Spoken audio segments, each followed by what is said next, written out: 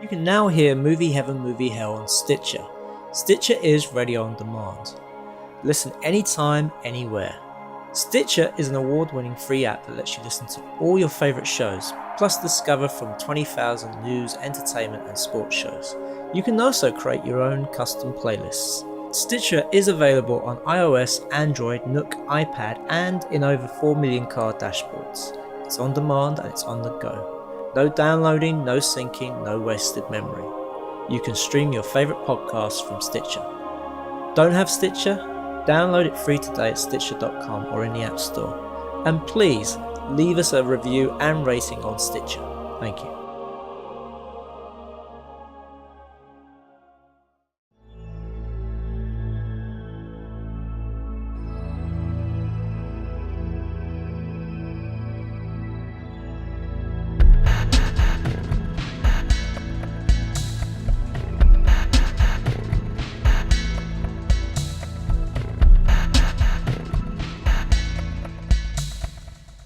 Welcome to Movie Heaven, Movie Hell with me, Simon Aitken, and I'm Keith Eyles, and we are both independent filmmakers who enjoy discussing movies and related media. And for this bonus episode, really pleased to welcome back to the podcast a friend of mine. We've got Chris on the line from Poole in Dorset. How you doing, Chris? Oh, hi guys. Great to be back again. Thanks very much. Yeah, no, absolutely. Regular listeners will know that Chris joined us way back when we did an episode on Pink Floyd's The Wall, directed by Alan Parker. And Chris is an animator. So as we've recently done a sort of strand of podcasts based on various aspects of visual effects. We had John Walsh from the Ray Harryhausen Foundation on a few podcasts ago to talk about the old school way of stop motion animation and rear projection and model effects and things of that nature. We also had Virginia Popova on to talk about visual effects makeup versus sort of traditional makeup. So we thought we'd get Chris on to talk about maybe the evolution, I guess, of computer generated imagery, the whole sort of CGI world that we live in now, and sort of where it started and what inspired it. So is that correct, Chris? Have I got this right from your perspective? Yeah, I guess so. Yeah, cool. We'll talk about whatever. I'm pretty easy. Well, Chris, give us a bit of a sort of ramp into this. I know there's a few films that you want to talk about, and you have indeed picked a sort of movie heaven and movie hell based around this sort of idea of films that use computer generated imagery. But from your own sort of personal perspective, can you give us a bit of background about, you know, sort of what's inspired you with computer animation and you know, some of the early days of it? Sure. I mean, I guess from a quite an early age, I always wanted to be an animator. Some of my earliest influences were, I used to stay up late and make my parents put Monty Python on just so I could see the Terry Gilliam animations. I was also a very big fan of Tom and Jerry, the really violent old ones, obviously, from when I was very young. And, of course, Ray Harryhausen, especially Jason the Argonauts and Clash of the Titans was a biggie for me because I loved the Medusa stuff. That was amazing.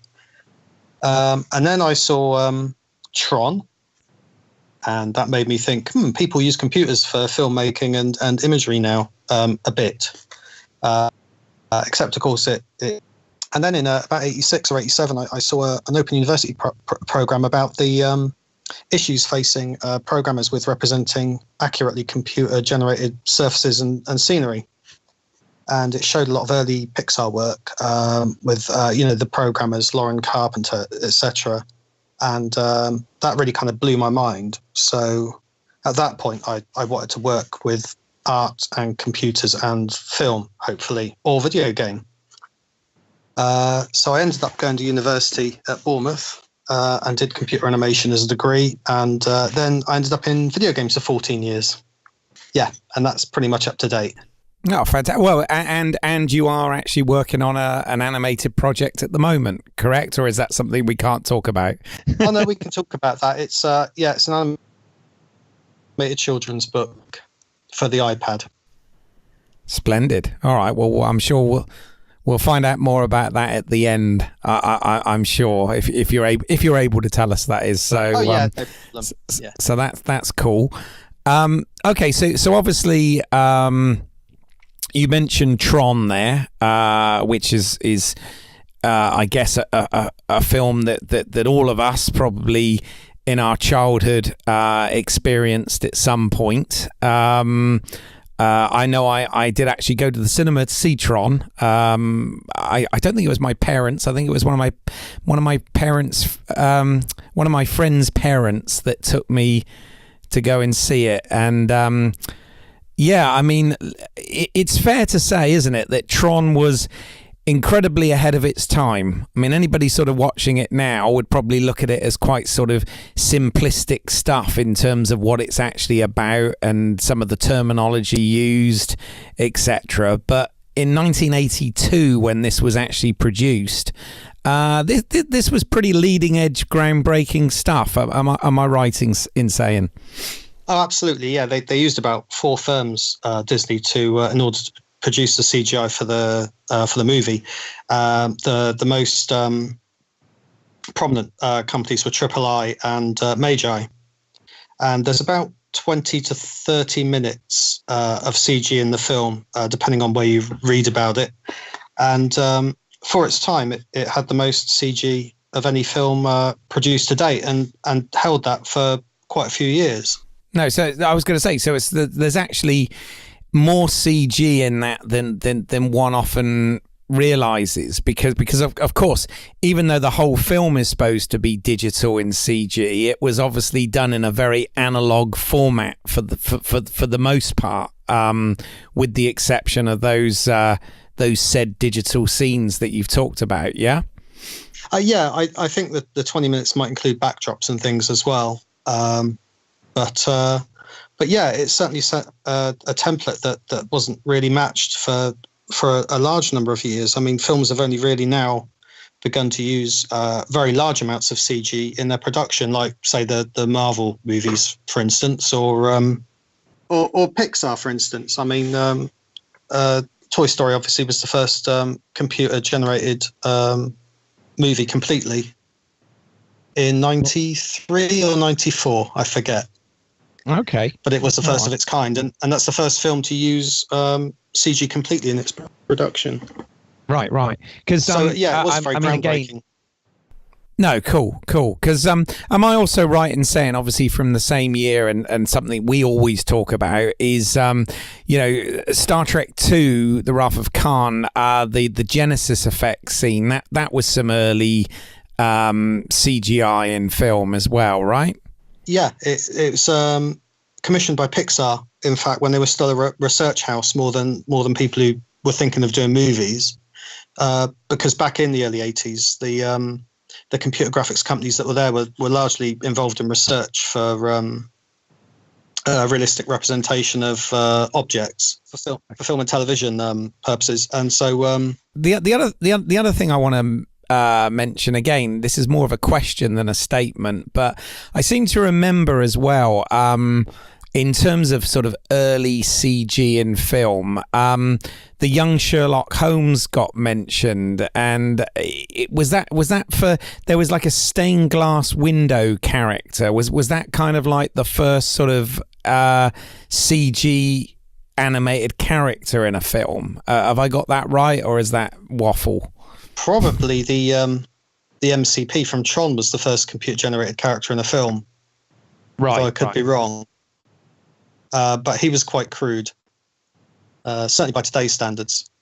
But yeah, I mean, in terms of, I suppose, a fully animated character in a film, he probably is. Right. Okay. Seeing as he had arms and legs and things and moved around rather than just a big rotating head that talked, you know.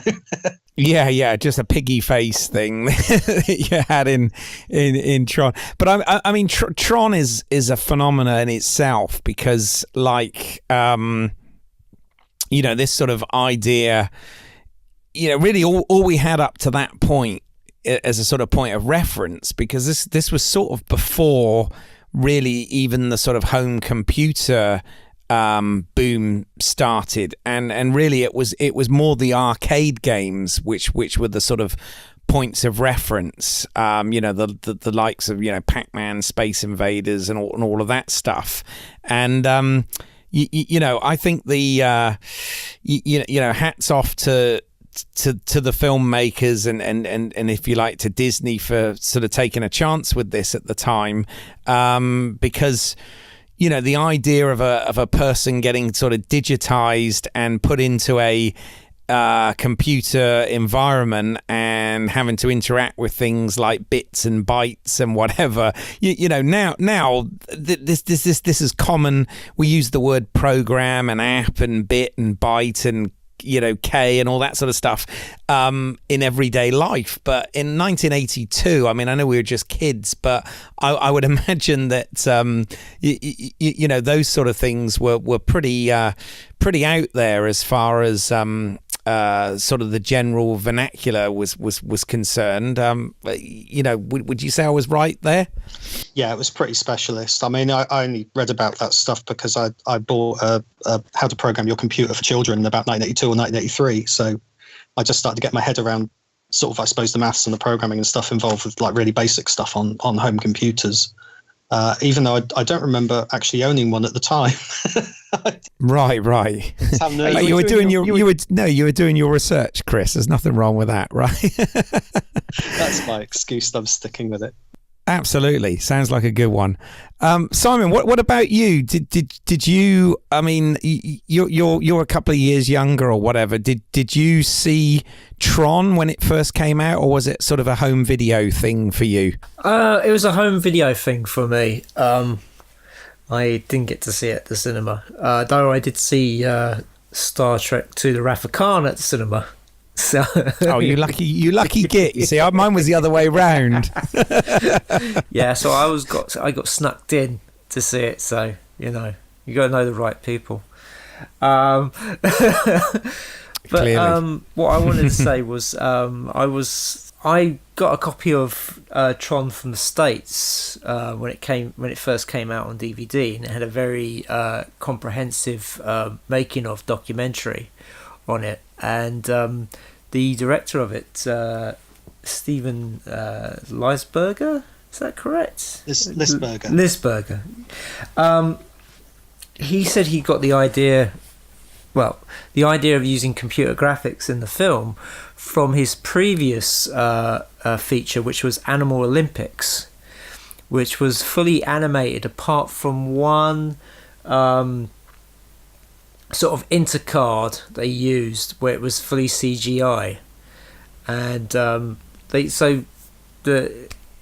the film Animal Olympics they would have sort of intercut stuff to make it look like it's you are watching the Olympics, but of course all the characters are made up of cartoon animals, and from that he wanted to sort of push computer graphics into film, and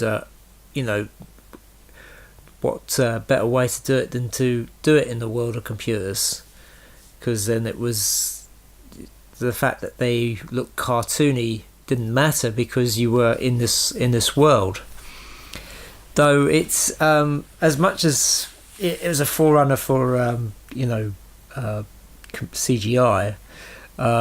It also used a lot of old school effects, especially when it came to the the costumes that were used, because they had to be sort of animated frame by frame. Mm-hmm. The sort of, it was all shot black and white. They added all these the lighting effects that made it look like they were the light was coming from within the suits. And hours, months, days were spent just, hand painting these frames, and I think now if to do the same thing, it wouldn't take so much time. It wouldn't be so painstaking because you could do it all in a computer. But it's funny that when it came to the sequel Tron Legacy, that they actually did the suits practically. That the lights in the suits were all built into the costumes, even though sound-wise they had to get rid of this horrible hum that the suits would emit. Right. Yeah, that's quite interesting. I mean, it is interesting that a film that did use some of the very earliest CG sequences in film. For the most part, the most of the action and certainly the most of the stuff with characters themselves was actually really, really old school filmmaking, and like you said, shot in black and white with people in leotards with black tape and whatever to represent where the mats and therefore the opticals would go further in the process. And I also understand that the reason that they all wear kind of weird sort of like helmet type things is because they couldn't actually deal with the hair at the time. They had to cover up everybody's hair because there was no way of actually rendering that, and it caused problems with the interpositives and the various mats and stuff that they had to do on different passes of the 35mm and stuff, which is it's quite bizarre when you look at it that way, and yet the finished result looks so high tech and so what we'd consider now CG. Well, yeah, I mean, it's, again, we've spoken about this on many other podcasts where it's a case of coming up with solutions for working within your means. I mean, I know hair can still be a problem when it comes to blue screen or green screen. It's always the fun part of a compositor's job, trying to remove, to cut round the hair. It still can be a pain in the arse. I happen to know a funny story about that. When I was a student, a bunch of us went to the cinema in Brighton to attend a screening of Death Becomes Her, and they had an animator from ILM, or somebody from ILM, anyway, to do a Q&A and stuff after, and to explain how they did the effects for the film. And the bit I really remember is there's a scene in the film where Meryl Streep's got her head on backwards, and she's kind of walking, and her ponytail's going crazy at the back of her head. And what they did was they filmed it just with her real ponytail, and they said it didn't look right. So they actually got a ponytail with a pole on it, and they actually got to flick that around behind her, and they reckon better than her real ponytail. So that's the one they used in the film. Oh, okay. Oh, there you go. And that's another underrated Robert Zemeckis film, isn't it? If memory serves, it is a Zemeckis film, isn't it? Yeah, yeah. No, absolutely. Yeah, I remember that. So, okay. Well, I mean, and Chris, in terms of actual Tron, then, because I'm guessing Tron is your movie heaven pick, is it? As in terms of this. Yes, it is, and probably slightly controversial, but it's the hill I die on, I guess. No, fair enough. I mean, are you able to sort of elaborate on the actual, which sequences in Tron were in fact CG then versus the stuff we've just sort of talked about that was done in a sort of really old school optical fashion? I mean, blimey, okay, yeah. Sort of, yeah. I mean, basically anything with people in it was done using the high contrast photography method, with the reverse mats to put the coloured lights on their suits and stuff. I suppose the light cycles is probably the most memorable scene in the film for CG, and that was all done by Magi, I believe. or was it done by Triple I? We'll put it this way. Put it this way. That question there actually, it just goes to show you that that Tron really was an early pioneer for what they do now, because we recently were talking about the Avengers Infinity War and the fact that so many different effect houses, in fact pretty much all of them that we could name, were involved in the making of that, just because of the amount of shots that had to be done and getting things done, the sort of workflow, if you like, and the throughput to get it done on time. And I guess, in a more simplistic level, they did the same on Tron, in the fact that they couldn't give it to one effects house to come up with those different sequences. They had to split it over a number of different companies to produce it. Yeah, of course, that's absolutely true. I've already mentioned the companies concerned, and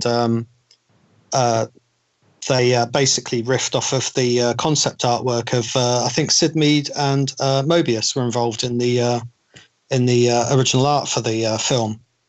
That's right. Yeah. And the fact that the thing works so well, I think, is quite a testament to how well they collaborated with each other on the thing, because it'd be really easy for them to use different house styles for the animation and the look of the whole thing, and it would come out looking like sort of three different films, if you know what I mean. It'd be really odd. Especially given that each house was using a different way of rendering effectively. I mean, it was probably all ray tracing in those days, but you still have different ways of writing the algorithms, and it's a miracle it all produced this kind of single look. Yeah, no, it definitely had a cohesive look across it, and I would say definitely a look that was ahead of its time. In fact, I think that was that if there was a failing to Tron, it probably was the fact that it was somewhat ahead of its time, that people couldn't necessarily accept the concept of it. Whereas, as I said, it sounds like if you tell a child, a 10-year-old now, that they'd say, it'd be like that scene in Back to the Future. He goes, "That's like a baby's toy." Yeah, but at the time, I suppose this was really sort of out there, and just a whole new way of thinking of things, and a bit of a risk, I guess. Yeah, it was a hell of a risk, and unfortunately it didn't make its money back at the time. But that's the way of films quite often, is that they have sort of a second life on video and DVD and Blu-ray, and then they become appreciated for what they really were. I mean, it was nearly 30 years before we got the sequel, wasn't it? So, and I don't know, do either of you guys know sort of what's happening next? Because obviously I think of the sequel as being quite recent, but then I realized it was actually 2010, so it's 8 years ago already, which is bloody scary. And I've not sort of heard any whimperings about another film in the series. I've heard that they were going to do a CG TV series, which I don't know whether that's something I've missed, and that's actually out there. They did do an animated series. They did, yeah. One that concerned Tron before he turned into a spoiler, Razor. But they did it was for Disney XD, and I believe it was called Tron Uprising. Yeah, that's right. Yeah. And so it was a CGI animated series, and it only ran for one series, and then it got. I don't know if it got cancelled or if it just that was the plan, to do one series. But what did you guys think of the sequel? Because as being fans of the original, I really liked it. It kind of brought the look and the sound of the original up to date, and the visuals were really good, and they're really impressive now still. Not a lot of films can really boast that, and I really enjoyed it. It was a pretty crazy story. Basically, Clue wants to bring his little computer people into the real world and overtake the real world, which is Well, I guess it's something only a computer could think up, really. But there you go. But yeah, I really liked it. It was all exciting and fast moving, and the CG was lovely, and the music was excellent as well, and the sound design was phenomenal. Yeah, I do love the soundtrack to it. It is certainly one of the best things, that, especially because it was done by Daft Punk, who are very much into their sort of sci-fi, as they're a couple of robots. Yeah, absolutely. No, I mean, I could do with rewatching it, to be honest. I do have the double Blu-ray set with the original film and Tron Legacy. And I meant to sit down and watch them both before this, but sadly, what with work and everything now, I didn't actually get the chance. But I am going to see the original Tron at the Prince Charles Cinema at the end of this month, because they're doing a 1982 all-nighter, which is, it's pretty cool. It includes like E.T., The Thing, Star Trek II: The Wrath of Khan, Mad Max 2: The Road Warrior, Tron, and Blade Runner, I believe is the lineup. And pretty much all of those films have been discussed in depth on this podcast over the run of the podcast. But it's so I figured I'd save myself for that. But I really need to see Tron Legacy again, because I did see it when it came out. I saw it. I actually went to see it in 3D IMAX at the time, and like you, Chris, I was really impressed with because they'd updated it, but you could still sort of believe it was just an evolution of the world that we had, 30 years earlier. I felt that the aesthetic was close enough that you believed it was in the same universe, in the same world, but advanced enough, to make the sort of evolution of technology as we've had in the real world, believable in that. And I thought the story was quite interesting. I was really glad they were able to get, a couple of the original actors back for it. And I mean, as far as sequels went, I know it was trying to be this sort of sequel stroke reboot type thing. But I enjoyed it. I thought it worked. I thought it was entertaining. Nice design and like you said, a fabulous soundtrack with it. I quite enjoyed it, and I think there's room for more Tron stories. I'm absolutely certain of that. I certainly think there's room for more Tron stories. Unfortunately, I read the other day that there's not going to be a Tron 3 because apparently, was it Garrett Hedlund was Flynn's son in Tron Legacy? Yeah, that's correct. He was apparently reported as saying that because Tomorrowland, the George Clooney movie, performed so badly, they were going to nix Tron 3, unfortunately. No. I've heard there won't be another one, but maybe give them another 10 years and they might go for it again, eh? Oh, scary, isn't it? Scary. But I mean, they're always looking for that next thing. In fact, one of the things, I mean, I know we're sort of moving on to Tron Legacy now, where and not the original, but I want to ask a question there, because that's quite interesting. Is we talk a lot now about the sort of CG, the realistic CG character. Imagery that we have in sort of modern films, like obviously recreating Peter Cushing for Rogue One and various other films. But this kind of 8 years ago, this kind of tried to sort of make Jeff Bridges look 30 years younger again. Being a big Jeff Bridges fan myself, it was quite interesting to see that. But what do you think? I mean, some people were really mixed about that and the kind of uncanny valley-ness of it. And I just wondered what you guys thought of that. My biggest, the younger Jeff Bridges effect wasn't entirely successful in Tron Legacy. And I think it's in the speech. When he spoke, it looked like his mouth was kind of stretched out a bit strangely. and it just didn't look right. And I think a lot of people did spot that. Yeah. I mean, I agree. The young Jeff Bridges effect didn't quite work so well. Yeah. I mean, it's one of those weird things where I get the idea of why they did it, but they could have had somebody else play Clue, and it would have been exactly the same. Yeah, it could have been any actor. I mean, if they wanted, they could have see if they could find somebody who kind of looked a bit like Jeff Bridges. Absolutely, yeah. Or it could have been some kind of digital recreation, because it's not like that sort of thing wouldn't have been possible in sort of the Tron world, I suppose. So it could have been a completely different actor who could have been Clue, because wasn't Clue tortured to death in Tron or something? I think he met an end of some sort. If Clue was the character he sent in to find the file. The file, yeah, then yes. Yeah. Yeah.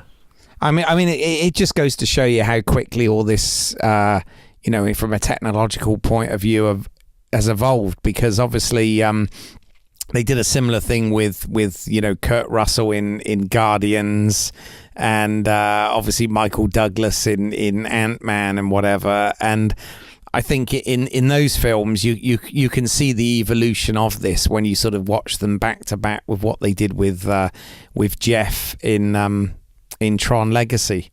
Well, I have to say, I think it was very successful in Ant-Man. You couldn't really tell, but in Guardians of the Galaxy 2, Kurt Russell he did look really really waxy. Yeah, I don't think that was successful. It was hot where they were. Yeah. Yeah. I was going to say maybe he was in danger of melting. Oh, indeed. There you go. I just want to say, it's as much as it's interesting to see these experiments. It's you think that there are other ways they could have shot round it. I mean, they could have easily have just had with Kurt Russell, especially at the beginning where he's in the car with the mum. You could have seen bits of him. You didn't have to see the whole effect. We don't need to sort of be shown everything. Absolutely. Yeah. Absolutely. I mean, I thought in Rogue One, when they had Grand Moff Tarkin's reflection in the window, I thought, oh, that's very clever, because it's it looks all right, but then when he turned round, that's when the effects was like, oh god, okay, it's not too bad, but you could just went, oh, okay, that's very, very uncanny valley. I agree, and unless it's absolutely right, it just falls into that, because we're trained to notice the tiniest changes in body language or even colour of the face.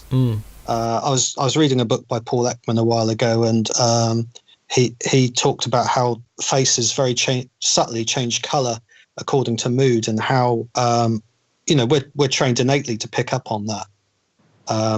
Of course, because we're all people, and we have to relate to each other, and we have to be able to read each other as well. So there was that, and with Rogue One, I wondered if maybe Grand Moff Tarkin might have been better done if he'd been one of those funny little green holograms that they always have, rather than actually appearing as a main character, because then that would have made the CG easier, and you also wouldn't have had any risk of falling into that uncanny valley that we had. Exactly. And I also think, I'm not sure, but I think maybe those were part of the reshoots. I mean, from what I remember from seeing the trailers, I'm sure Darth Vader sort of had a bigger part to play than Grand Moff Tarkin, but until Lucasfilm gives us that alternative cut, we'll never know. Yeah. Will they put the money into that? Who knows? But no, it's interesting. I mean, I think Tron, even though at the time was a success, and it stopped. It actually stopped Disney's live action films for some years, didn't it? I believe this was kind of a sort of a misstep in their journey, and they kind of shelved live action films for some while because this hadn't done so well. Which, as I said, is kind of ironic, as it's a film that's really not about live action. It's funny. It's an analog film about the digital world, and I think that's what's kind of amazing about it. But it's definitely one of those sort of iconic, massively of its time, although massively ahead of its time, and I think has inspired a lot of filmmakers since. With other things that we've got along the way, some good and some bad. I mean, I remember when I was a kid, I don't know whether you remember this, Chris, I always used to say, wouldn't it be interesting if we had a Tron 2, and in Tron 2 it would be the reverse, so the CG characters would come out of the video game into the real world and battle with us in the real world, sort of thing, and then we get being a child of the of Glenn A. Larson's sort of peak era, we get Automan, which was exactly that. Yeah, we did.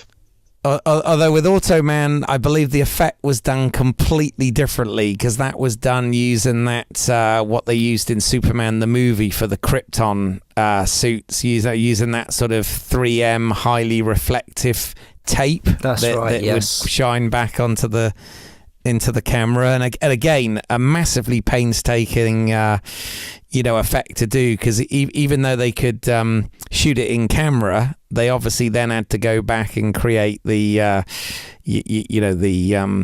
other composites for the the sparkly image stuff that emanated from it. So but hey, we got a Lamborghini that could do 90-degree turns, so definitely inspired by Tron. And I'm sure that made it all worthwhile. Oh. It wasn't. I have to say, it wasn't one of Glenn Larson's strong points, was it? Tron. I'm sorry, Automan. It was kind of. He did what he did with many things, and he kind of. Took something that was popular on the big screen and did an adaptation for the small screen, and sometimes that worked really well, but I think in the case of Automan, maybe not so well. I don't know. There's probably fans out there. I don't know. I remember reading about the Lamborghini in it doing the 90-degree turns. If it was actually real, the passenger's neck would get broken. Yeah, but Desi Arnaz Jr. lived to tell the tale. Yeah. Maybe they wore neck braces or something. And it's all part of the movie magic. Indeed. So, as we were talking about CGI characters and stuff, what do you guys think of the characters then in Avatar, where they were in a fully sort of CGI animated world? I thought it was very well done, to be honest. It was terrific. I mean, the look of the whole thing is pretty much faultless. Yeah, I mean, when we talked about Cameron, who obviously, for a lot of his career has been involved with various aspects of CGI. But I think I said at the time I kind of picked Avatar as my movie hell, and it wasn't so much that I thought it was a badly made movie. I just thought in terms of the storytelling, etc., it wasn't as good and strong as some of his other work, but of course absolutely revolutionary in terms of the technology developed to actually make that film, and the look of the film was amazing. And it's true that we wouldn't have films like the new rebooted prequel Planet of the Apes series of movies without the technology that was developed for Avatar. So and of course we're going to get more of this now. So it'll be interesting to see where they take it. But no, I think it's incredibly well done, even though, as said on that previous podcast, it's certainly not my favourite of James Cameron's work.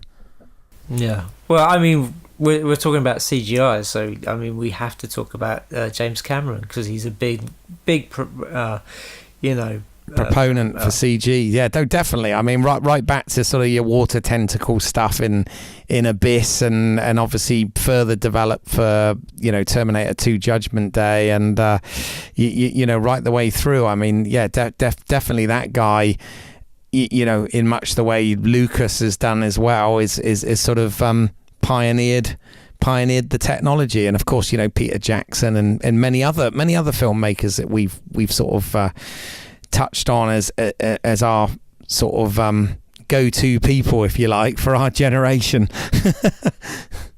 Well, that's it. Because we spoke about this on the Peter Jackson podcast, about the fact that he started up a CGI company for The Frighteners, and then when that film was finished, he then looked for another property so that he could use his company and it not to be sat there. And he was looking for something that was would involve a lot of CGI, and so he looked at fantasy and decided why not do Lord of the Rings.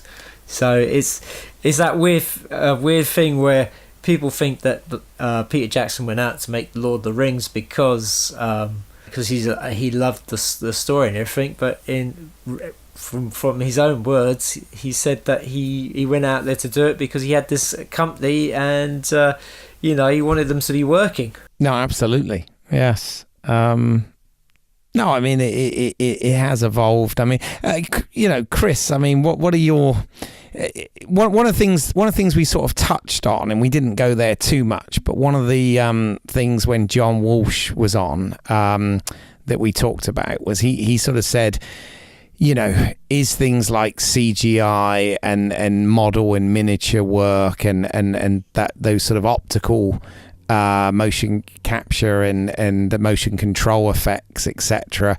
Is it actually dead now? And he believed that there may be a renaissance in filmmaking where we start going back, or we start having films, some CGI, but some going back to those more traditional optical methods. Do you have any thoughts on that, Chris, as someone who sort of is in that industry? Well, certainly I don't want to see the older crafts die out.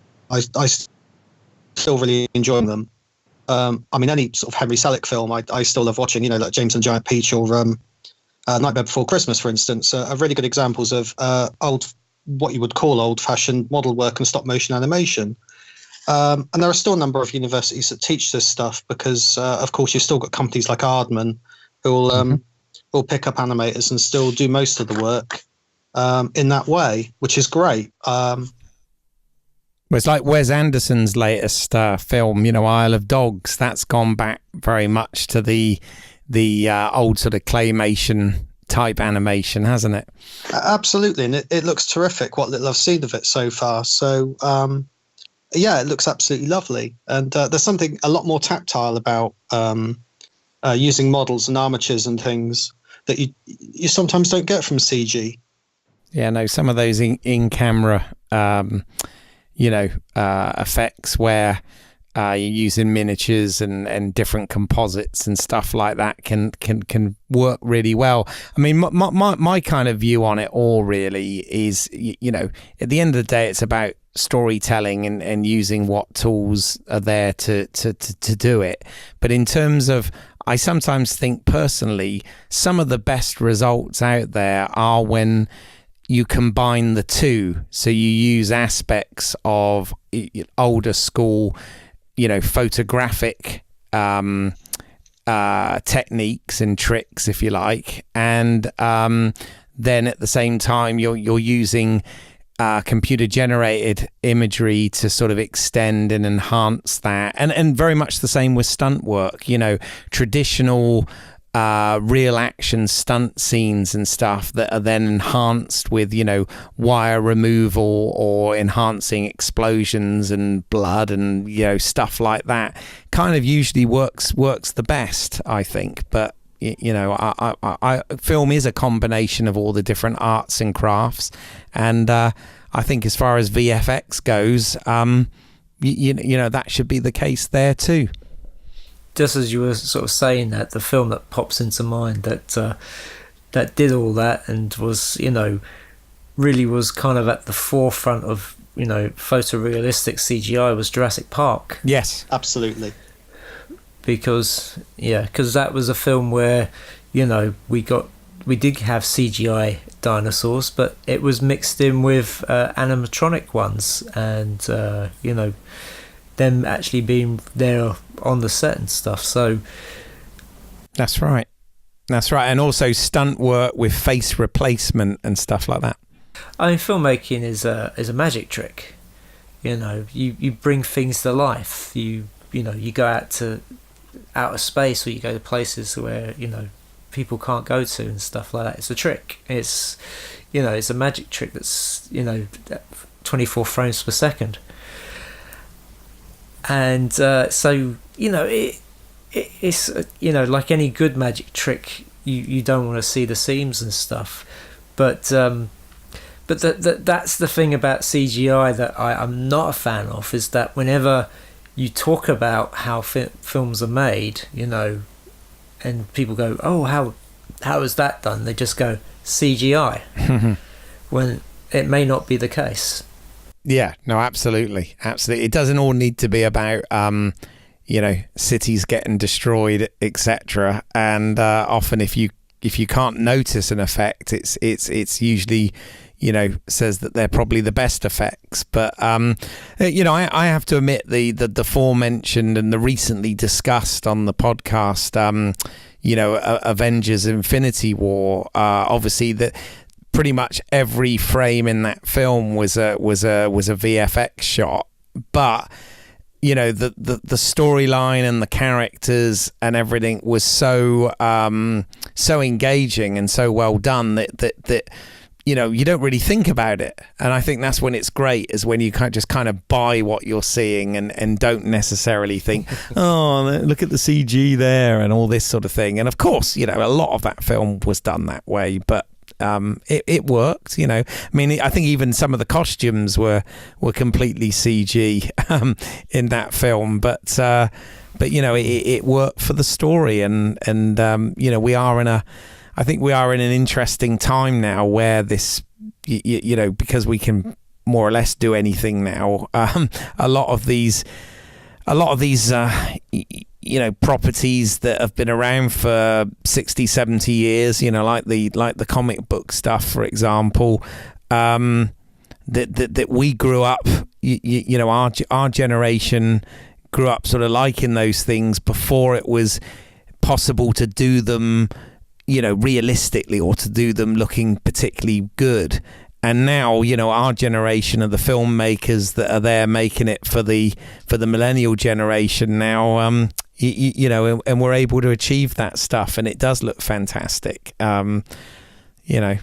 Yes, but it's funny how when CGI did come along, it was starting to sort of really pick up, that a lot of filmmakers turned to it as to be the be all and end all of things, and then we soon started to realise quickly that if you didn't have the money, time, research, that it would look pretty bad. Yes. CGI at the time was boasted to be, you know, it was going to bring down the price of production, that you know, a whole digital production would bring down the cost. And of course, what we've seen is the cost of these big budget films skyrocket. I mean, if you think about it, the original Star Wars and Alien were made for under $10 million. Now, those films cost $100 million to make and over. Yeah, yeah. and a lot of that, I guess, is inflation and the cost of having stars in your films, but a lot of that money goes to the CGI. I mean, when you see all the names at the end of the credits, it's it's for all the team doing the CGI effects. No, absolutely. In fact, that's quite a good point, Simon. About when you said that in the earlier days of CG, there were people there were filmmakers that were thinking it was kind of the answer to everything, and we get some films that maybe weren't so successful like that, and it probably that probably is a really good bridge, Chris, into bringing us into some of the. Well, I mean, before we go on to the movie hell, are there any other sort of, because I know you researched this quite heavily for the podcast, which I really appreciate, Chris, but are there any other, in terms of movie heaven, are there any other sort of honourable mentions that you'd like to throw up there? And I know that's a hard question because there are loads, but any that for you personally sort of spring to mind as sort of touchstones over and above the ones we've already mentioned? Talking about the not being able to see the CG in a film, I found Blade Runner 2049 quite impressive from that viewpoint. I mean, I know a lot of it was green screen and stuff like that, but you really couldn't see any of the joins at all. And I felt that. Can I go spoiler here? Yes, of course. Yeah, it's been out long enough. Okay, I thought the digital recreation of Rachel was very, very good. In fact, I thought originally what they'd just done is matted Sean Young from the original film into the new film. I hadn't realised that they'd used an actress of the same sort of size and build and remapped. I think, did they remap Rachel's face onto her to do the effect? And apparently it took the team a year.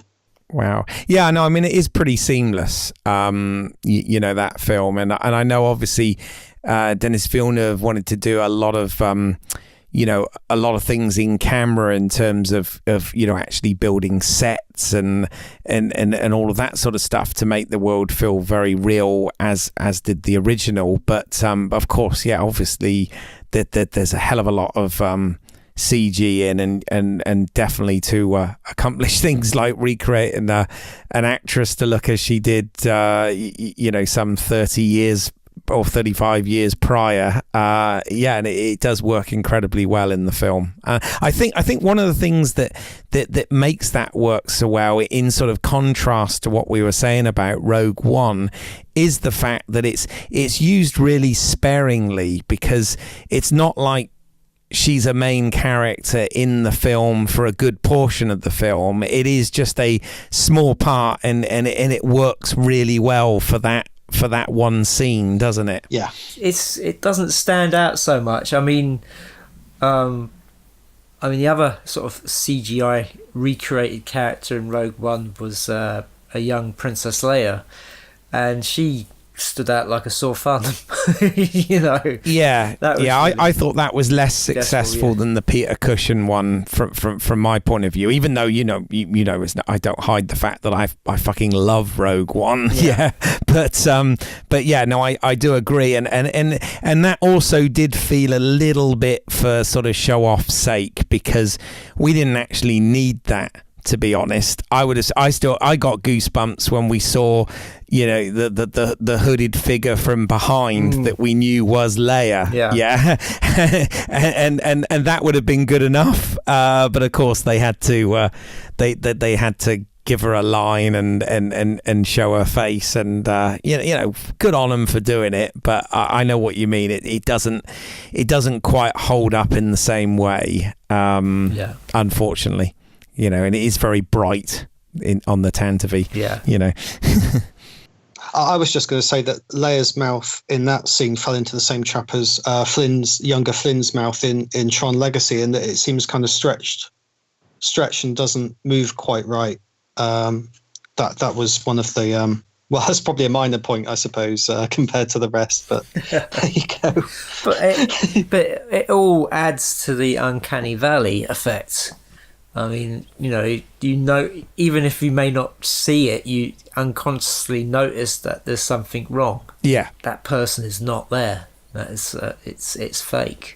No, I mean, this is the problem with technology, sort of in general, and this sort of stuff in filmmaking. To sort of quote Jurassic Park, actually, in some respects, but just because we can doesn't mean we necessarily should all the time, And I have to admit, there are some things that are done for sort of, show off effects' sake, and it's not always necessary. I'm not meaning to, like we do quite often, pick on the special editions of Star Wars, but the whole thing with Jabba the Hutt being in that scene, again, that was purely to sort of show off that they could. It actually was completely unnecessary, and obviously it's been changed about 4 bloody times since it came out anyway. But yeah, it's sometimes. Do we need it to tell the story? Do we need it to believe the world?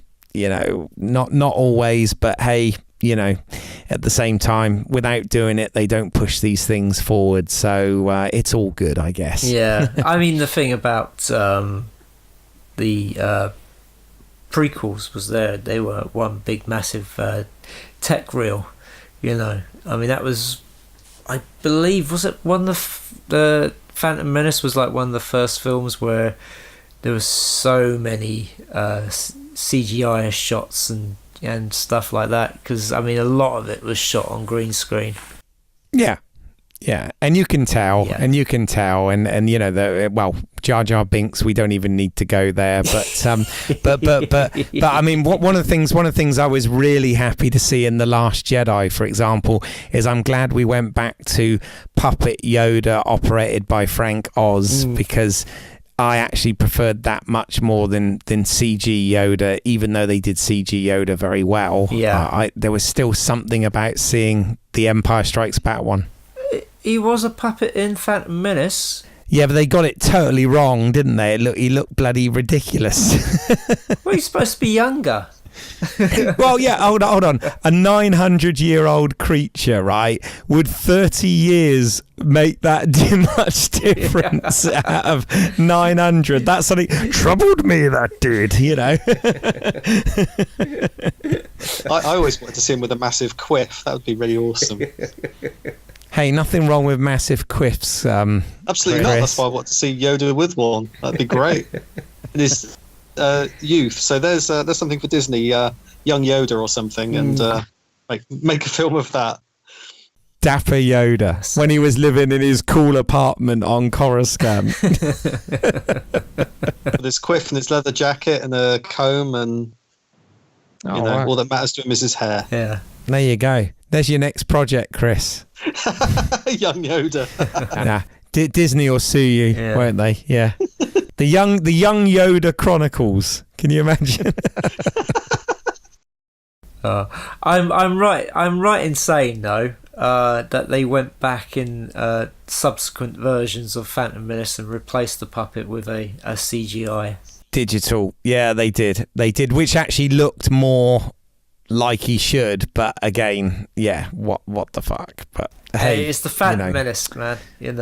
It's there you go. Hey, we're just old bastards by saying this, because there are kids out there that fucking love it. So good on them, I guess. Whatever. Indeed. Although they do think that Greedo shot first, so there you go. I was going to say that's a whole nother podcast, and then realise that half of our podcasts have been about that anyway. So folks, just go back and listen to the back catalogue, guys. Well, yeah, I mean that's the other thing about CGI is quite distressing, is the fact that you can go back and you can change so much within a film, when it would have been harder to do photochemically. I mean... Yes. Oh, definitely. I mean, all the changes that have happened to the original trilogy, I mean, it was as... I was quite happy that Disney took the films off Lucas's hands, because he just couldn't help himself from changing things. He couldn't help but tinker. Yeah. No, absolutely. I mean, this is obviously one of the advantages of digital filmmaking is once it's in the digital realm, it means the image is malleable, which obviously optically was a lot less so, and obviously a lot more expensive to do so as well. So yes, by having the assets, by keeping the sort of digital assets, you can obviously go back and tweak and change and move and do all sorts of stuff. But yeah, I don't know. Any other honourable mentions, Chris, before we go into hell? Okay. Lots of Pixar stuff. Wall-E I saw again the other evening, and that was wonderful. Monsters Inc., first two Toy Stories, The Incredibles. Just having a look through my notes. I mean, all of those films that are purely CG, like the animated films, especially the Pixar ones, that they do work really well. With live action films, it's kind of, it is a bit more hit and miss, isn't it? And I use live action with air quotes there, but you know what I mean, yeah? Well, I've got an honourable mention for you, and I'm surprised we've not mentioned this so far, but the starships in The Last Starfighter. Oh, there you go. There's early CG. Yes, indeed. Yes, they were. Yeah. I mean, again, the concept of the story of it being about a kid who plays a video game, and he gets a high score, and then finds out that the game he's playing is actually happening out in space, and all the sort of space stuff was CGI, and there was a lot of it. I mean, the fact that it took, I believe, like over a year to render all the images that were used. Wow. That was the thing about CGI back in those days was the time it took. I mean, you had to have so many sort of computers networked together to do all this stuff, and of course you had to sort of get it right the first time, because to go backwards to change things would take so long. And another reason why sort of the shapes of them were kind of simplistic was because it took so much to sort of render these images out. But The Last Starfighter, it was a great story, and a great use of CGI. It worked for that film. I mean, it sort of looks a lot like the images from Tron. Yeah, it's been a long time since I've seen it actually, but I remember it being quite impressive at the time. But as I said, I don't know how it would hold up now, because I can't really remember. It holds up. It holds up kind of well. I mean, it's not photorealistic, but it works, as I say, because it's part of that sort of computer game, video game world. So from seeing what the game is like to actually sort of seeing him, battle these ships for real, it works. You can put your disbelief on the shelf and watch it, and it's fine, just because it works within the constraints of that story. Yeah, because it is about essentially video games and all that. Yeah. So that makes sense. I mean, one I've got to ask you guys about, because as you know, I know you were a fan and I didn't really watch it, but how were the space effects in Babylon 5? Because I know they were doing those with CG at a time when other shows like Star Trek were still doing it with miniatures and motion control and stuff. So I mean, how did that stuff, I don't really remember any of it and haven't seen it, but how did that stuff sort of hold up? It worked fine. I mean, this was one of the first TV series to have big battles in it, and you had ships of huge size going up against little ships and stuff like that. I mean, it wasn't photorealistic, but it worked, and it made that show a lot more epic than if they had gone with models. I mean, it worked really well. It worked for the aesthetic of the show then, rather than as a... Oh yeah. Yeah. I mean, I rewatched the series recently, and you know, it's part of the charm of that show is the effects they use, you know, for the space battles, all of it. I mean, the space station, all the ships, the flybys, you know. I mean, they do that. I mean, what was very good as well was that the opening shot for each episode would show you a different part of the station. It was never the same shot used, you know, again and again. That was one of the restraints with a show like Battlestar Galactica, the original, was that they had to keep using the same effect shots over and over again. So you would always get the every time they went up against the Cylons, you'd see the one shot the Cylon ships coming towards the screen, and then when they're you know, fighting, you would either get the one of the sort of from a distance, or the Viper flying through the explosion after the Cylon ship explodes. You know, it's always the same stuff, but you didn't mind it because, you know, it was exciting and, you know, just worked for those episodes. Yeah. Well, their miniature and optical effects in the first place were absolutely superb, but obviously because they could only afford to do so many, and plus they had to turn those shows around so quickly, you know, in the post-production process, then they did have to keep using a lot of shots the same, and sometimes it was literally within the same scene, so it was within sort of 10 seconds of having seen the same Cylon Raider explode in exactly the same manner and all this, and they just flopped the shot or whatever. Yeah. But the worst offender for that was Roger Corman.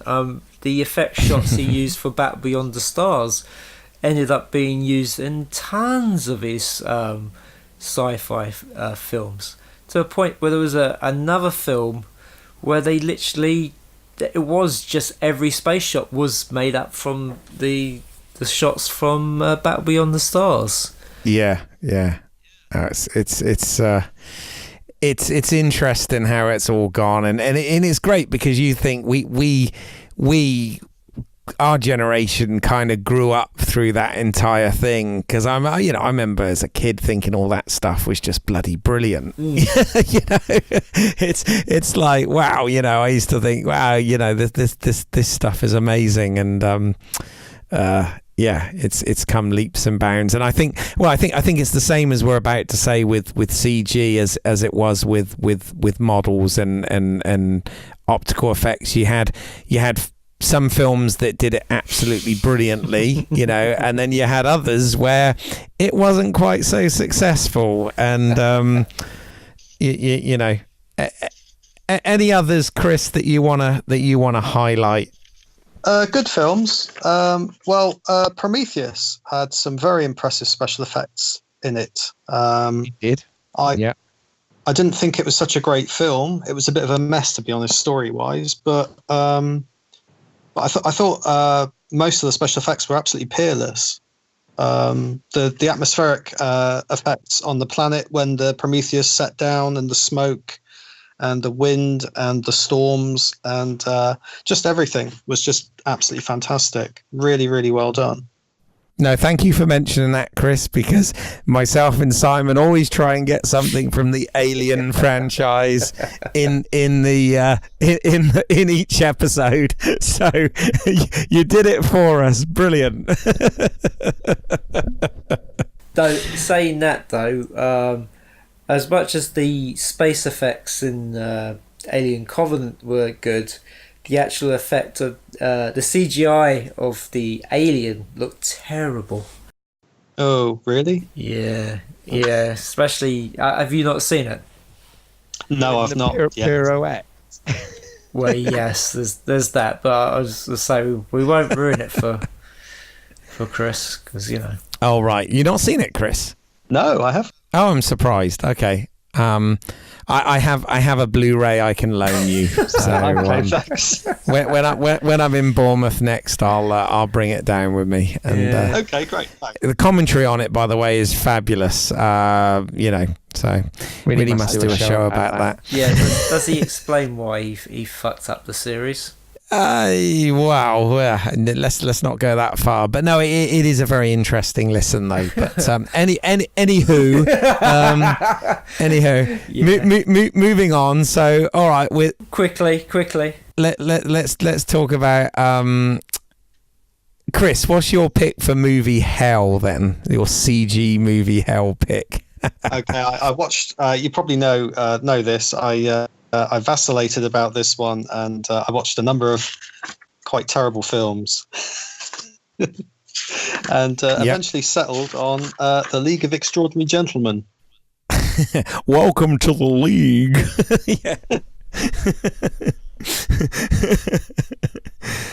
Yeah, it's so annoying because on paper, I mean, I know it's from a graphic novel. I understand that, but on paper, I was really excited about the idea of this film because you know mixing all those literary characters on an adventure, with some great actors and stuff. I thought, oh, this is going to be awesome.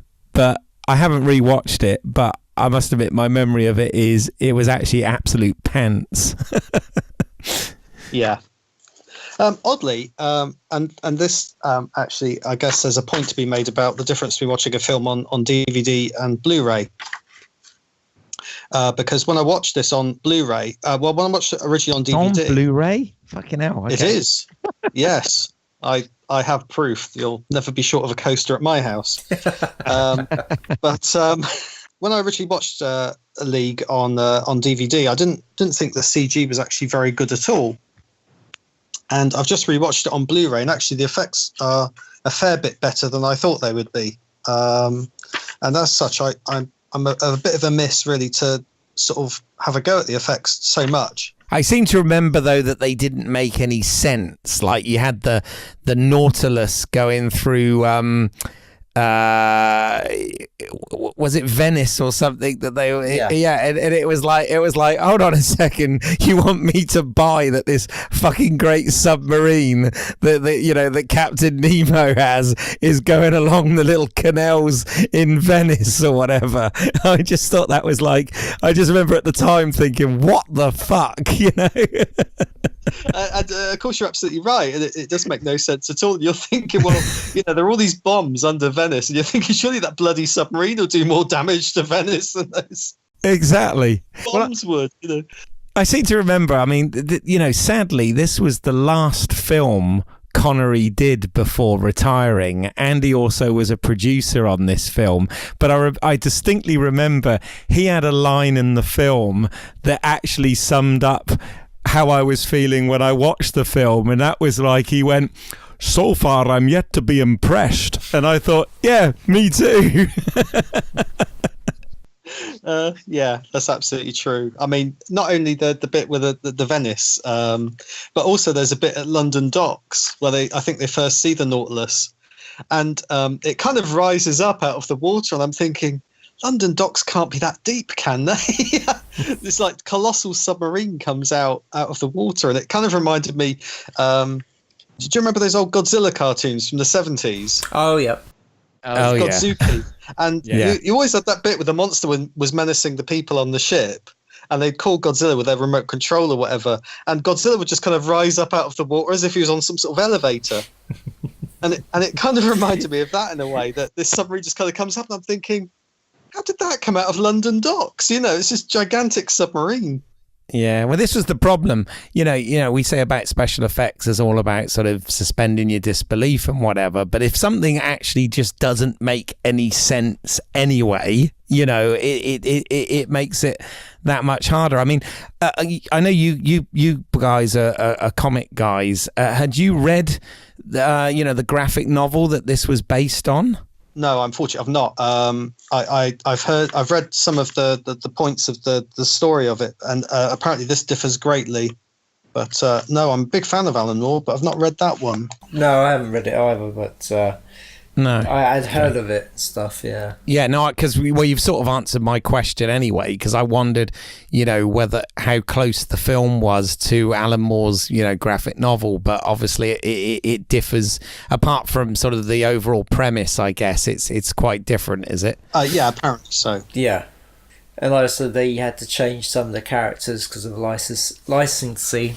Oh, of course, yeah, because you've got that many characters from different intellectual properties and whatever put into into one film, I guess. It gets down to rights and what studio owns what and who optioned what and all that sort of legal nonsense, right? Yes, because originally it was The Invisible Man, but we got the Gentleman Thief instead.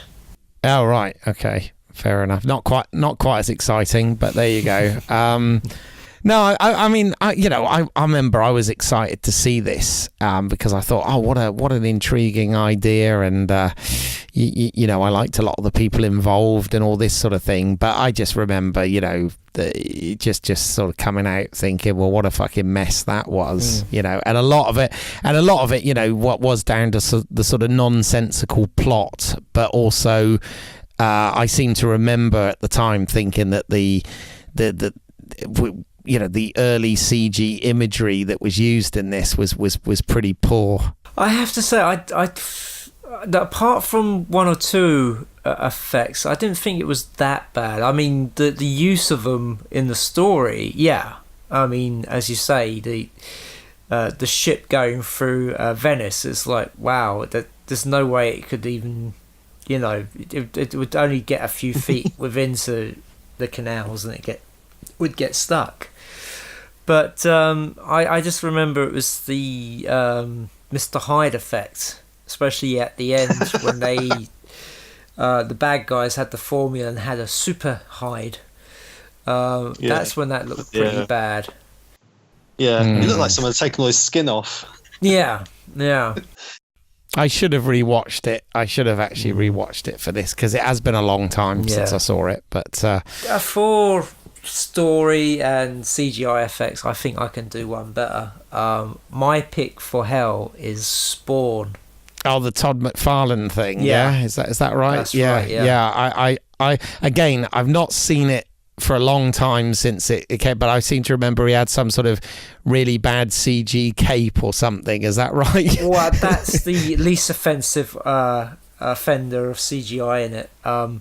They decided to do hell with this really sort of bad CGI effect of it wasn't the devil but the sort of ruler of hell, and they had all these sort of mini spawns where obviously they had 3 or 4 people in costume doing like a cheering effect, and then just sort of placed them all over the place, so you can really tell it's just a couple of people just doing the same thing, just being rocked back and forth. I mean, the whole Vindicator, he looked great as a puppet, but when he was CGI effects, he looked awful.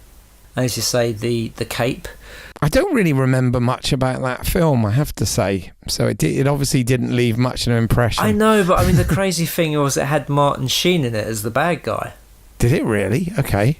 It really did, yes. Wow. I used to read Spawn a lot, and sort of all those sort of Todd McFarlane's comic books, and they were like a hard R, or 18 over here. So when they did the Spawn movie, they made it a 12. Oh, of course they did. Yeah, 12, 15. They really toned it down, and unfortunately, doing that, it sort of cut most of its sort of gusto. The thing that really made it good. I know they did an animated series as well at the same time, which was a lot better. But I think also they had a lot of time to develop the characters and stuff. But it was a heavy reliance on CGI, and unfortunately they didn't have the money to sort of make it look the best it could at the time. Oh, maybe this is one that's up for a reboot, is it? Do you think? I believe it is, actually, yes. I believe they're looking at redoing it again as a feature film. And who knows? Because now, rated 18 sort of R comic book heroes is kind of in vogue, especially after the kind of money that Deadpool made. Well, between Deadpool and Logan, it's kind of shown that you can have a more adult themed superhero film and it's still okay. So yeah, it'll make money. Yeah. No, absolutely. Well, I'd be interested if we see that again, because I seem to remember the actual premise and idea was pretty good. It's just that the film itself didn't really sort of deliver. No, I mean it's one of those kind of films that it's so bad it's good. I'm sure it's quite a few people's guilty pleasures, just because of the actor who played the Vindicator. Was it John Legarzo? Don't think I said that right. Oh yeah, I know the actor you mean. Yeah, he's very good. Yeah. I mean, he was a lot of fun as the Vindicator. I mean, he was probably the best thing in it. But as I say, when he went from the clown into the creature, it looked terrible. I seem to remember, again, I'm not sure if it was CG or not, but we've already discussed it a little bit, because I picked it as a movie hell when we did a Stephen King episode, and that was even though it's not officially him anyway, but he had his name removed, but the Lawnmower Man. Oh yes, yeah. had some pretty ropey effects. It's a pretty ropey movie as well, but I seem to remember that was bad. It wasn't too bad when it was in the virtual world. I mean, it worked well there. It's just when they came into the real world, when we had all the sort of CGI bees and people being turned into ping pong balls. Yeah. And okay. The priest that was set on fire. That looked really bad, didn't it? Yes, yes, it did. Yeah, that was a terrible effect. I mean, they, no, the stunt work, live action would have worked much better than trying to do it the way they did. But yes, indeed. Any other mentions, Chris? Any other movie hells that you want to? There are so many. Yeah, this is the trouble. There are. I mean, this whole thing around visual effects. It really is. We're like peeling the onion here. It's such a massive topic. You can almost have a podcast dedicated purely to talking about the history of movie visual effects, because it's so involved. But well, I tell you, a CGI effect I don't like, and it gets used a lot in low budget films, is CGI muzzle flashes. Oh yes, yeah. It always looks fake. It always looks like that they're playing with toy guns, and in post somebody's just found a filter in After Effects to sort of muzzle flashes and just sort of put the same one on it all the time. I was going to say, and those little sparks that always come off cars as well, where the bullets are supposed to hit them, that they're always unconvincing as well, especially actually in Red 2, when they're driving the Lotus after the helicopter or something, and people are shooting at the Lotus, and there are little sparks where the bullets are bouncing off the Lotus, and I'm thinking, that bodywork's made of fiberglass. They'd go right through. Yeah, that good old movie trope. Yeah. Well, that's the other thing as well. CGI blood gets used quite a bit these days. It always looks fake. It doesn't. It never looks like the real deal. Well, hence why Tarantino, he said, when he was doing Django, and they were like, did you use any CG? And he was like, hell no, that was all claret, mate. It's like using the real deal. It's like. But I think a lot of the reasons now that sometimes they use CG blood is again, it's about being able to release a you know, they went through a thing a few years back where you'd get an R-rated and an unrated version on home media. Yeah. And essentially often the only difference was, you know, the unrated edition would have more blood in, and the way it would have more blood was it was essentially CG, and they would obviously to get an R rating or whatever at the cinema, they would reduce the amount of gore and blood.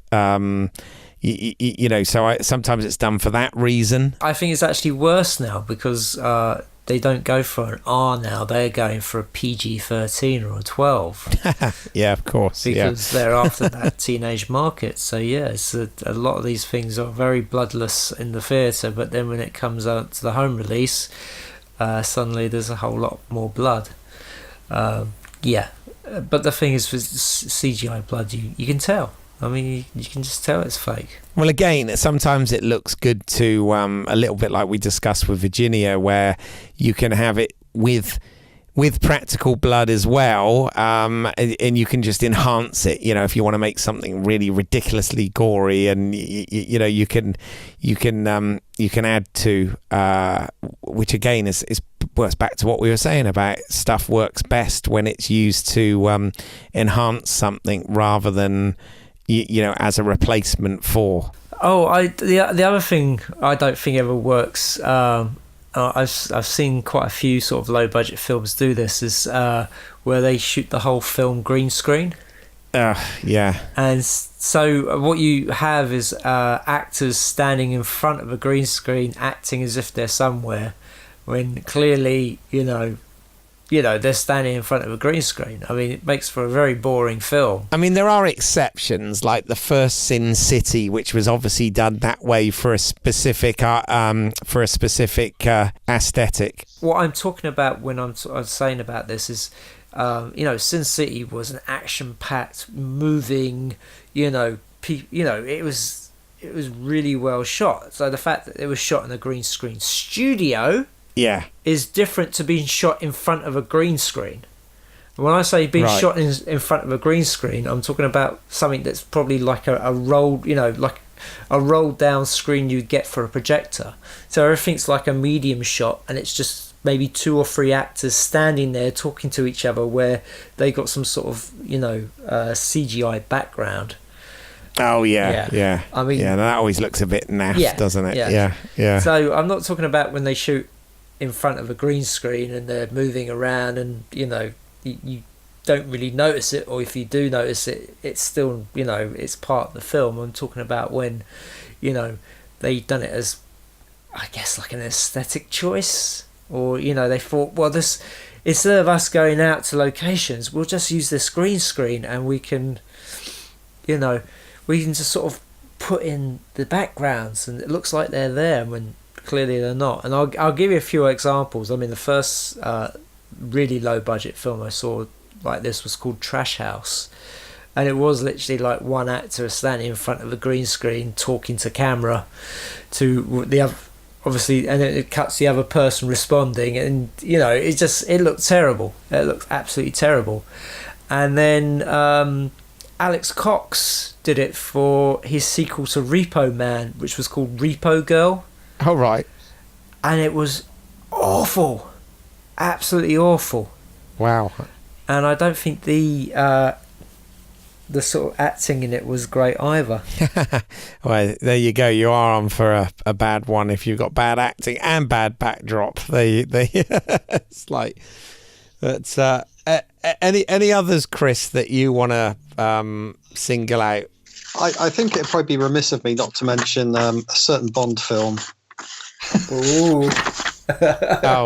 Is this one that begins with die and ends with day?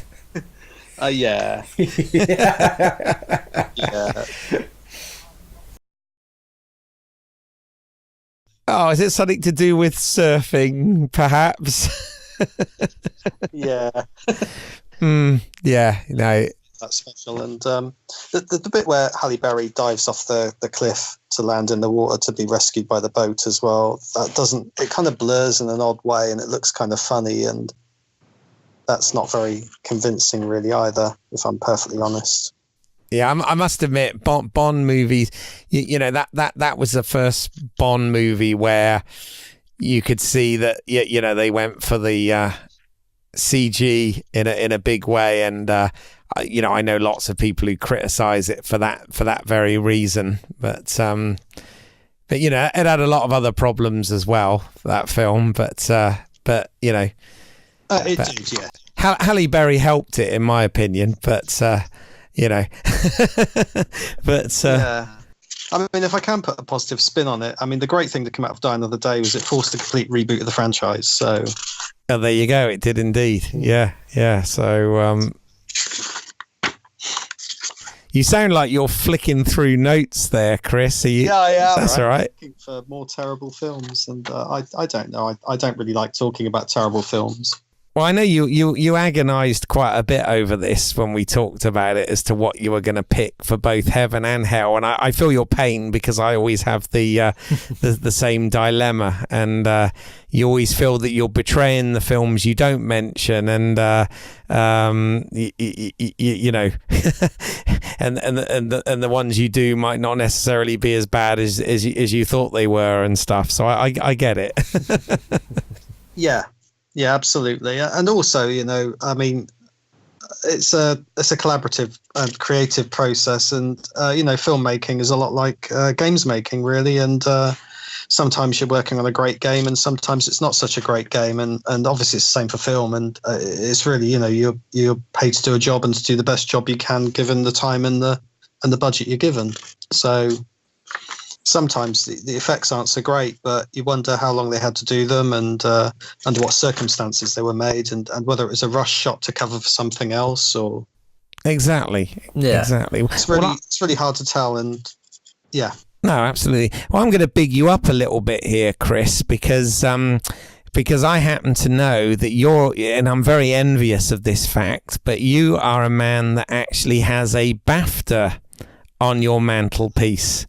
Yeah, with a caveat that it's a team BAFTA. So it's a team. Yeah, but still, I know, but you have a BAFTA. You know, your team had a BAFTA. Are you able to share with the listeners, you know, what project that was that you guys won the BAFTA for? Yeah, sure. In the late 90s, I was working at a studio called Rare, and they'd finished GoldenEye. And they were working on a new science fiction game called Perfect Dark, and I worked on that for about the last year and a half to 2 years of development, and that was the game I got the BAFTA for. It was a spy drama with a female lead called Joanna Dark, and it's basically like GoldenEye. She'd go to different places, and in the end, of course, she'd go to a different planet to fight the bad guys who are called the Skeedar, and. Yeah, it was a very interesting project to work on. It was very good, very creative environment I worked in there. It was great.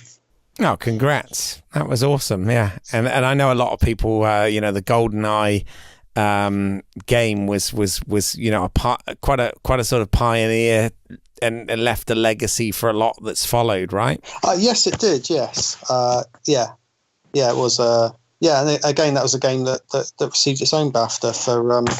I'm not actually sure what it received its BAFTA for, but there definitely was one because my friend has it. Fabulous. Excellent. So, any final films that we want to shame before we bring this to a wrap? Not really. Simon? No. I can't really think of any others off the top of my head. I can think of one that's absolute pants, actually, in terms of CG. There was a film called Talk, which was kind of like... it was sort of Fast and Furious, only on motorcycles. Oh, yes, I remember. It starred Martin Henderson. And there is, towards the end of that, there is a bike sequence, which obviously they did a lot of stuff practical in the film, but they also do have a sequence where there's a bike sequence. It's CG, and my God, it really does look like a video game. It's a video game of the 90s or whatever. It's really, really unconvincing. So that's one I've not seen in a long time, but that definitely springs to mind as bad CGI that we're not supposed to notice, but we do. So Talk, which is kind of, as I said, it was an attempt to do Fast and Furious, but with bikes. And obviously it only had the one film, whereas how many are we up to now with Fast and Furious? 8. So you can see which one was more successful, right? Absolutely, you can. Yes, of course. Well, I remember a similar film called Driven with Sylvester Stallone in it. And there was, there was a scene where he had to drive over these coins, and I remember that scene was particularly horrible for CGI. Yes, I remember that one being particularly bad. Yes, as someone who grew up enjoying Stallone films immensely, but yeah, that was definitely a low point. Because that was what, around 2000, 2001, yes, something like that. Yeah. So yeah. That's okay, cool. Well, Chris, do you want to tell us a little bit before we wrap up about this latest project you're working on, and where anybody can get in touch or find it if they wish to? Okay, yeah, sure. The project I'm working on at the moment is called No Pets Allowed. It's a children's book for the iPad. It's like an interactive storybook, but more old-fashioned kind of thing. And it's about a little girl who lives in an apartment where they're not allowed any pets. But the local zoo closes and all the pets go to stay at her house. Oh, right. Okay. And when is this going to be available then? Is this you said for the iPad, yeah? Yeah, it'll be available in the autumn. And am I allowed to plug the website? Please do. Okay, at the moment, we've got a website. It's at www.humstudios.com. Hum as in HUM? Absolutely, yeah. Okay. And we've got some stuff up there. There's a movie of the first 9 panels. At the moment, the demo is a closed beta, but we'll be making that available probably sometime in the late summer for people to download and check out. So, yeah. Fabulous. Well done. Cool. Thanks. And Keith, where can people find your work? Well, if you go onto YouTube and put in British Eyles, that's EYLES as in my last name, there are some short films that I've written, produced and directed that you can see there. In terms of other projects, if you put my name into IMDb, you can see past, present and future projects there. And if you wish to get in touch, just get in touch through the podcast. And as always, you can find my work at independentrunnings.com. You can listen to this podcast on iTunes, Stitcher, YouTube, and all good podcast providers. You can follow us on Facebook and Twitter. Just search Movie Heaven, Movie Hell. And please leave us a rating and review on iTunes and Stitcher. It all helps. Thank you, Chris, for taking time to come on and talk to us about this vast subject and just sort of scratch the surface with it. But appreciate your insights and perspective on that. Oh, that's great. Thanks for having me on again. No worries. And please join us again for another episode of Movie Heaven, Movie Hell.